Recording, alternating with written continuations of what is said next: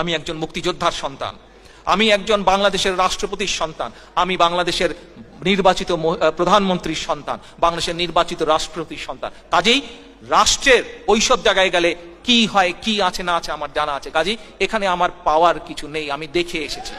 আজ আজ আজ আমি আমার বাবার রেখে যাওয়া আদর্শ পালনের চেষ্টা করছি। কতটুকু সফল হয়েছে পরবর্তীকালে জাতি সেটি বিচার করবে। আমি আমার মা দেশনেত্রী খালেদা জিয়া যেই আদর্শকে সামনে রেখে মানুষের জন্য সংগ্রাম করেছেন, মানুষের জন্য কাজ করেছেন, সেটিকে সামনে রেখে রাজনীতি করার চেষ্টা করছি। কাজেই আমি ওগুলো দেখে এসেছি। ওগুলার মধ্যে আমার কোনো নতুনত্ব বলে কিছু নেই। আমার কাছে একটি চাওয়া, যে জন্য শহীদ রাষ্ট্রপতি জিয়াউর রহমান জীবন উৎসর্গ করেছেন, জীবন দিয়েছেন, শহীদ হয়েছেন, যে জন্য আজকে আমার ৭৬ বছর বয়সী মা দেশনেত্রী বেগম খালেদা জিয়া আজও জেল খাটছেন, কি সেই উদ্দেশ্য, কি সেই লক্ষ্য? সেটি হচ্ছে